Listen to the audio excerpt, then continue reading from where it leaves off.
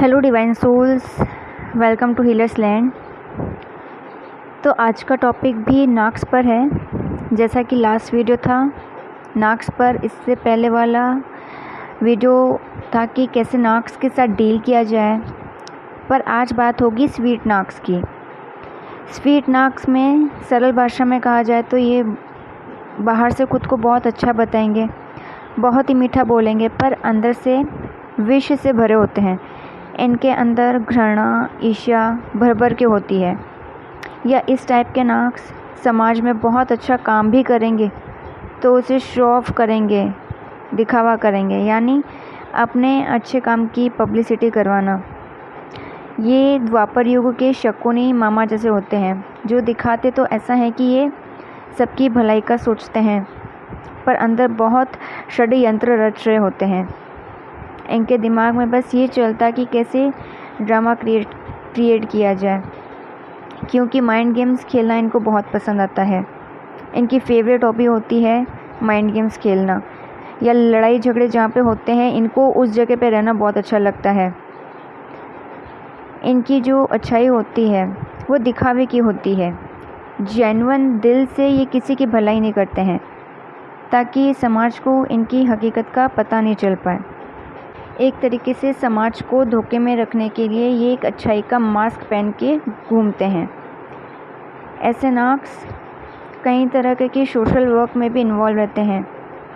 तो आपको ये पता होना चाहिए कि कैसे आप डिफरेंशिएट कर सकते हैं एक फेक सोशल एक्टिविस्ट में और जेन्युइन सोशल एक्टिविस्ट में। इनके बहुत सारे रेड फ्लैग्स हैं जिनसे आपको पता चल सकता है। तो पहला तो ऐसे नाक्स जो बहुत ही स्वीट होते हैं, एक्सट्रीम में होते हैं। यहाँ पे जहाँ पे ज़रूरत नहीं है कुछ अच्छा बोलने की या कुछ भी, बट वो फिर भी होंगे, बहुत मीठा बोलेंगे, बहुत ज़्यादा। आप नोटिस कीजिएगा इन लोगों को कि एनी टाइम दिलचस्पी इनको रहती है अदर पर्सन की लाइफ में, कि दूसरे पर्सन की लाइफ में क्या चल रहा है। हर एक बात को डिटेल में जानने की कोशिश करेंगे, दूसरे की लाइफ की, दूसरों की पर्सनल लाइफ में, फैमिलीज़ में, ताकि उन बातों के ज़रिए सबके सामने एक ड्रामा क्रिएट कर सकें। इसके अलावा ऐसे नाक्स अपनी निजी बातें, इनके साथ क्या बुरा हुआ, इनके खुद के रिलेशन, इनकी फैमिली में इनके खुद के रिलेशन यानी रिश्ते जो इनकी फैमिली में कैसे हैं, सब छुपाने की कोशिश करेंगे। इनको या तो इनकी गलतियों का, बुरे कर्मों का जो इनको पनिशमेंट मिल रही होती है, सज़ा मिल रही होती है, इनको बुरा कर्म मिल रहा होता है, ये वो भी छुपाने की कोशिश करेंगे। इनको बस दूसरों के लाइफ मैटर्स को एक्सपोज करके तमाशा करने की आदत होती है, पर ये खुद नहीं चाहते कि इनका तमाशा बने। दूसरा, वो नाक्स जो स्वीट होने के साथ सोशल वर्क भी करते हैं। हो सकता है वो कोई संत या गुरु भी हो, जस्ट लाइक आसाराम बापू जी, जो कि रिलीजियस लीडर माने जाते हैं, गरीबों की सेवा करते हैं ऐसे संत या गुरु।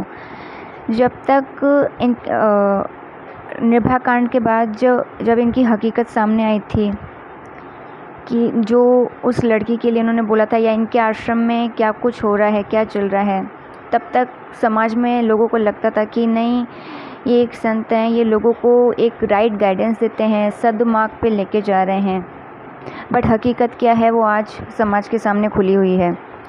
तो इस तरीके से एक मास्क पहन के घूमते हैं। ऐसे और कई रिलीजियस लीडर हैं जिनकी इस तरीके से कहानियाँ बह रही है, जिनके आश्रमों में हथियार तक मिले हैं। काफ़ी ऐसे लीडर्स थे। तो ये दिखावा करते हैं कि ये लोगों को हील कर रहे हैं, उनके दुख दर्द को समझेंगे, सुनते हैं। ये गरीबों की इनके आश्रमों में जो आएंगे, या इससे जो भी हैं, दूर से जो सोशल एक्टिविस्ट भी हैं, सोशल वर्क करते हैं, जो ये गरीबों की सेवा करेंगे या कुछ भी कर रहे हों, सो फर्स्ट वो अपने अच्छे काम का प्रचार प्रसार करवाएंगे, न्यूज़पेपर में अपनी स्टोरी पब्लिश करवाएंगे, ताकि किसी तरह से मीडिया इनको कवर करे और समाज में अपनी एक झूठी अच्छी छवि बनाने में कामयाब हो सकें। अपने ही काम की तारीफ़ खुद करेंगे, ये बताएंगे कि लोग कितने खुश हैं इनके नेक काम से। मतलब इनका ये ढोंग तब तक चलता है जब तक लोग, खास करके गरीब, इनको भगवान या मसीहा का दर्जा नहीं देते हैं। लोग इनकी जय जयकार करना शुरू नहीं कर देते हैं। मतलब जो जेन्युइन सोशल वर्क होगा वो अपने काम का कभी प्रचार नहीं करवाता, ना करता है। एक कहावत है ना, नेकी कर दरिया में डाल, कि अच्छा काम करके भूल जाओ। बट फेक सोशल वर्कर जो होता है, जो ढोंग करते हैं कि हम समाज सेवा कर रहे हैं, हम ह्यूमैनिटी को सर्व कर रहे हैं, यहाँ तक कि लोगों को पैसे देकर जो भी चैरिटी वर्क होता उसकी मार्केटिंग करवाते हैं। या ऐसे लोगों को अगर कहीं कोई ट्रिब्यूट मिल रहा होगा तो ये पैसे देंगे, ये ख़रीदते हैं, लोगों को पैसे देंगे कि जाओ स्टेज पे जाओ, जय जयकार करो, हमारा ही बखान करो। तीसरा, नॉक्स का जो सोशल वर्क होता है वो एक शॉर्ट टाइम पीरियड तक होता है। जो ये समाज सेवा उनकी होती है बहुत कम वक्त तक रहती है। एक बार उनकी इमेज अच्छी बन जाती है, फिर कहीं उनकी चर्चा नहीं होगी, कोई चैरिटी नहीं, ये लोग नहीं करेंगे। एक हिडन एजेंडा होता है इनका कि बस इनको तो क्या है, अपनी छवि जो है वो समाज में बहुत अच्छी बना के रखनी है। एक बार वो छवि बन गई, लोगों को मतलब पूरे दिल से लग गया कि ये इंसान तो मतलब वाकई बहुत ही अच्छा है। एक बार लोगों के दिमाग में ये बात बैठ जाती है, उनका सोशल वर्क वहीं ख़त्म हो जाएगा, उनकी चैरिटी वहीं बंद हो जाएगी, फिर उनको कहीं गरीबों का कोई दुख नहीं दिखता है। बट जो जेन्युइन सोशल वर्कर होगा, जब मानव जाति के लिए कुछ करता तो वो थकता नहीं है उस अच्छे काम से। चाहे वो एनिमल्स के लिए कुछ कर रहा हो, एनिमल्स की प्रोटेक्शन के लिए कुछ कर रहा हो, या गरीबों की सेवा कर रहा हो, या पर्यावरण के लिए कुछ कर रहा हो, या समाज में औरतों के लिए जो अपराध होते हैं उनके लिए भी कहीं सोशल एक्टिविस्ट होते हैं जो आगे आते हैं, जस्टिस मांगते हैं। या कहीं चाइल्ड लेबर होता है, बच्चों के साथ कहीं बहुत बुरा व्यवहार होता है, तो कोई बच्चों के लिए आगे आता है, उनके लिए न्याय मांगता है। तो ऐसे जो लोग होते हैं, जो जेन्युइन होते हैं, वो थकते नहीं हैं अपने काम से। लोगों की सेवा को वो एक तरीके से अपना कर्तव्य समझते हैं, एक मिशन वर्क की तरह लेते हैं उस काम को। साथ ही जेन्युइन सोशल वर्कर इतनी हेल्प करके रिटर्न में कुछ एक्सपेक्टेशन नहीं करता है, उसको बदले में कुछ चाहिए नहीं होता। ऐसे लोग निष्काम कर्म में विश्वास रखते हैं, वो समझते हैं कि लोगों की सेवा करना उनकी एक ड्यूटी है। फोर्थ रेड फ्लैग क्या है, ऐसे नॉक्स हमेशा चाहते हैं कि सिर्फ उन्हीं को प्रायोरिटी मिले। ये अगर किसी भी हीलिंग फील्ड से जुड़ जाएं तो वहाँ भी इनकी कॉन्शियस ड्वेल ही रहती है। ये वहाँ भी compete करते हैं, कंपटीशन में रहते हैं। जैसे थर्ड डायमेंशन की कॉन्शियस में जो रहता है वो कंपटीशन में रहता है, उसको हमेशा दूसरों से आगे ही निकलना होता है। तो ये जो लोग होते हैं जो दावा करते हैं कि नहीं, ये डिवाइन से जुड़े हुए हैं, कनेक्ट हैं, ठीक है, इनको सिर्फ लोगों की मदद करनी है और कुछ नहीं करना है, बट ये वहाँ पे भी compete कर रहे होते हैं कि कोई दूसरा सोशल वर्कर इनसे ज़्यादा फेमस ना हो। डीप ये उस व्यक्ति से बहुत जेलस होंगे, सामने वाले से व्यक्ति से। कोई और सोशल वर्कर होगा जिसका काम इतना अच्छा होगा कि वो लोगों की चर्चा का विषय रहेगा, तो ये उस व्यक्ति से भी जेलस होगा।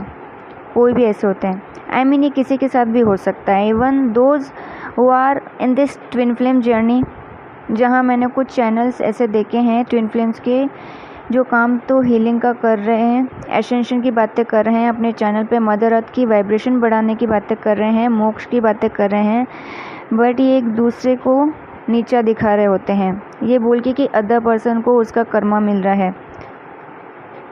ये लोग ऐसा सोचते कि मुझे ज़्यादा से ज़्यादा लोग को असेंड करना है, मुझे ही सबसे ज़्यादा हीलिंग करनी है, दूसरे ट्विन फ्लेम्स सिर्फ मुझसे जुड़ें, सिर्फ मेरे चैनल से ही जुड़ें।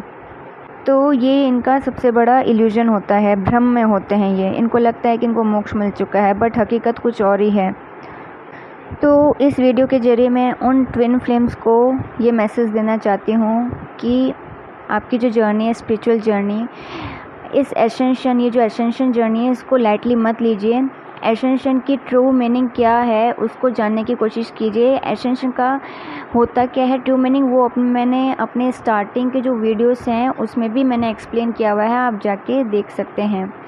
और कुछ लोग जो अनअवेकन्ड है मे बी इस चैनल से जुड़े हों, वो ये सोच रहे होंगे कि चैनल तो स्पिरिचुअलिटी को डेडिकेटेड है पूरा, तो स्पिरिचुअलिटी में तो भगवान की बातें होती रहती है, पर वीडियोस के टॉपिक्स आपको कुछ और होंगे, जैसे नार्सिसिस्टिक है या कुछ और आ गया, जो टॉपिक्स या जो वर्ड्स उन्होंने पहले सुने नहीं होंगे। तो स्पिरिचुअलिटी में, एसेंशन की जर्नी में भगवान बहुत बाद में जाके मिलते हैं। जैसे कि आप कहीं जा रहे हैं ना, आप कहीं जा रहे हैं बाय ट्रेन या बाय कार, ठीक है, तो आपको जिस मंजिल में जाना है, मंजिल पे आप जा रहे होते हैं, बाई चांस ऐसा हो गया और रास्ते में कुछ पत्थर वगैरह पड़े हों बहुत सारे रास्ते में, तो आपको पता है कि जब तक आप उन पत्थरों को नहीं हटाएंगे तो आप अपनी मंजिल तक नहीं पहुंच सकते। तो सेम ऐसा होता है स्पिरिचुअल जर्नी में होता है, आपकी जो सोल इवॉल्व होती है उसके साथ भी ये ऐसा ही कुछ होता है। आपकी हर एक सोल का जो लक्ष्य होता कि उसको मोक्ष को अचीव करना है, उसे जो गौलोक है, जो परम धाम है, परमात्मा का धाम है, वहाँ जाना होता है। तो जो ये जो नाक्स होते हैं, ठीक है, या हर एक व्यक्ति की अपने की अंदर की जो अशुद्धियाँ होती है, जो एक डेमनिक एनर्जी होती है, नाक्स तो पूरी डेमनिक एनर्जी से ही भरे होते हैं, वो एक इन्हीं स्टोन्स की तरह होते हैं, पत्थर की तरह होते हैं जो रास्तों में पड़े होते हैं। ये पेरेंट्स आपकी लाइफ में पेरेंट्स के रूप में भी आ जाएंगे, बच्चों के भी रूप में भी आ जाएंगे, बच्चे बन के आ जाएंगे, आपको पता भी नहीं चलेगा, या कोई स्ट्रेंजर के साथ, आप किसी स्ट्रेंजर के साथ जुड़ जाएं, आपको पता ना चले। तो ये उन्हीं स्टोन्स की तरह होते हैं, रुकावट बन के होते हैं आपकी सोल जर्नी में, कि ताकि आप परमात्मा तक पहुँच ही ना पाएँ, आप परमात्मा से जुड़ ही ना पाएँ। तो जैसे आप उस रास्ते से जाते वक्त पत्थरों को हटाते हैं ना, तो उसी तरीके से अपनी सोल को इवॉल्व करने के लिए इन नाक्स के साथ कैसे डील करना है या इन नाक्स से कैसे कट ऑफ हो जाना है, वो आपको पता होना चाहिए। तभी आपकी जो एसेंशन है वो पॉसिबल हो सकती है। सो फ्रेंड्स, आज की वीडियो को मैं यहीं समाप्त करती हूँ। Good bye, God bless you.